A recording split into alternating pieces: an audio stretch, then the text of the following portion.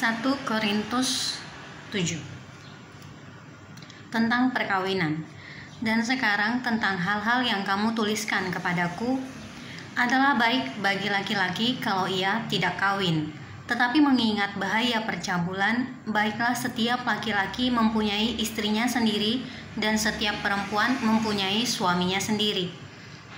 Hendaklah suami memenuhi kewajibannya terhadap istrinya, demikian pula istri terhadap suaminya. Istri tidak berkuasa atas tubuhnya sendiri, tetapi suaminya. Demikian pula suami tidak berkuasa atas tubuhnya sendiri, tetapi istrinya. Janganlah kamu saling menjauhi, kecuali dengan persetujuan bersama untuk sementara waktu, supaya kamu mendapat kesempatan untuk berdoa. Sesudah itu, hendaklah kamu kembali hidup bersama-sama, supaya iblis jangan menggodai kamu, karena kamu tidak tahan bertaraf. Hal ini kukatakan kepadamu sebagai kelonggaran, bukan sebagai perintah. Namun demikian alangkah baiknya kalau semua orang seperti aku. Tetapi setiap orang menerima dari Allah karunia-Nya yang khas. Yang seorang karunia ini, yang lain karunia itu. Tetapi kepada orang-orang yang tidak kawin dan kepada janda-janda aku anjurkan, supaya baiklah mereka tinggal dalam keadaan seperti aku. Tetapi kalau mereka tidak dapat menguasai diri, baiklah mereka kawin. Sebab lebih baik kawin daripada hangus karena hawa nafsu. Kepada orang-orang yang telah kawin, bukan aku, tetapi Tuhan, perintahkan supaya seorang istri tidak boleh menceraikan suaminya. Dan jikalau ia bercerai, ia harus tetap hidup tanpa suami atau berdamai dengan suaminya. Dan seorang suami tidak boleh menceraikan istrinya. Kepada orang-orang lain, bukan Tuhan, katakan, kalau ada seorang saudara beristrikan seorang yang tidak beriman dan perempuan itu mau hidup bersama-sama dengan dia, janganlah saudara itu menceraikan dia. Dan kalau ada seorang istri bersuamikan seorang yang tidak beriman dan laki-laki itu mau hidup bersama-sama dengan dia, janganlah ia menceraikan laki-laki itu. Karena suami yang tidak beriman itu dikuduskan oleh istrinya, dan istri yang tidak beriman itu dikuduskan oleh suaminya. Andai kata tidak demikian, niscaya anak-anakmu adalah anak cemar. Tetapi sekarang mereka adalah anak-anak kudus. Tetapi kalau orang yang tidak beriman itu mau bercerai, biarlah ia bercerai. Dalam hal yang demikian, saudara atau saudari tidak terikat. Tetapi Allah memanggil kamu untuk hidup dalam damai sejahtera. Sebab bagaimanakah engkau mengetahui, hai istri, apakah engkau tidak akan menyelamatkan suamimu? Atau bagaimanakah engkau mengetahui, hai suami, apakah engkau tidak akan menyelamatkan istrimu? Hidup dalam keadaan seperti waktu dipanggil Allah. Selanjutnya hendaklah tiap-tiap orang tetap hidup seperti yang telah ditentukan Tuhan baginya, dan dalam keadaan seperti waktu ia dipanggil Allah. Inilah ketetapan yang kuberikan kepada semua jemaat. Kalau seorang dipanggil dalam keadaan bersunat, janganlah ia berusaha meniadakan tanda-tanda sunat itu. Dan kalau seorang dipanggil dalam keadaan tidak bersunat, janganlah ia mau bersunat. Sebab bersunat atau tidak bersunat tidak penting. Yang penting ialah mentaati hukum-hukum Allah. Baiklah tiap-tiap orang tinggal dalam keadaan seperti waktu ia dipanggil Allah. Adakah engkau hamba waktu engkau dipanggil? Itu tidak apa-apa.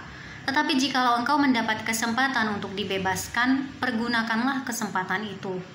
Sebab seorang hamba yang dipanggil oleh Tuhan dalam pelayanannya adalah orang bebas, milik Tuhan. Demikian pula orang bebas yang dipanggil Kristus adalah hambanya. Kamu telah dibeli dan harganya telah lunas dibayar. Karena itu janganlah kamu menjadi hamba manusia. Saudara-saudara, hendaklah tiap-tiap orang tinggal di hadapan Allah dalam keadaan seperti pada waktu ia dipanggil. Sekarang tentang para gadis. Untuk mereka, aku tidak mendapat perintah dari Tuhan. Tetapi aku memberikan pendapatku sebagai seorang yang dapat dipercayai karena rahmat yang diterimanya dari Allah. Aku berpendapat bahwa mengingat waktu darurat sekarang adalah baik bagi manusia untuk tetap dalam keadaannya. Adakah engkau terikat pada seorang perempuan? Janganlah engkau mengusahakan perceraian. Adakah engkau tidak terikat pada seorang perempuan? Janganlah engkau mencari seorang. Tetapi kalau engkau kawin, engkau tidak berdosa.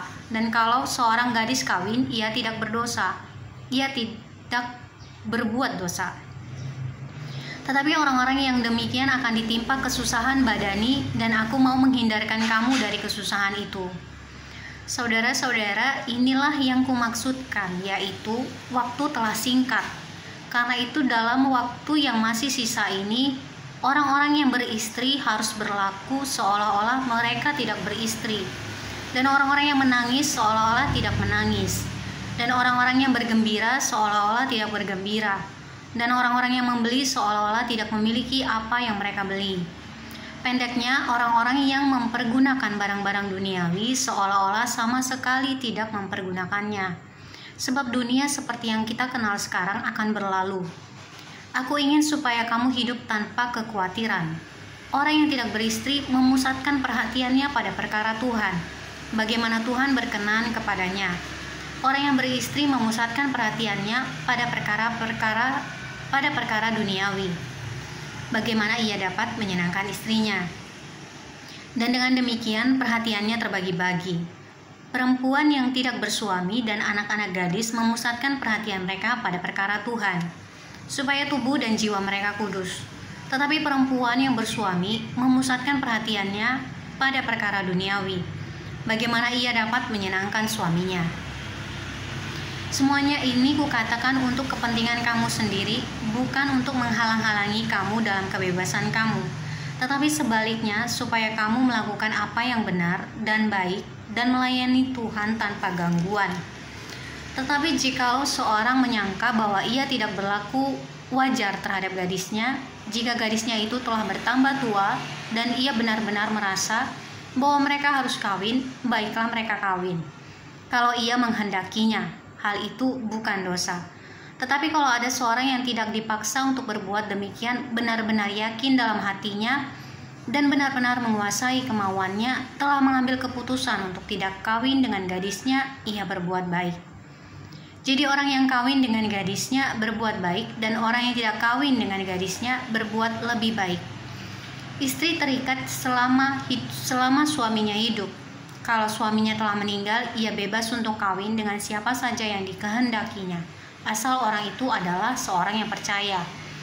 Tetapi menurut pendapatku, ia lebih berbahagia kalau ia tetap tinggal dalam keadaannya, dan aku berpendapat bahwa aku juga mempunyai roh Allah.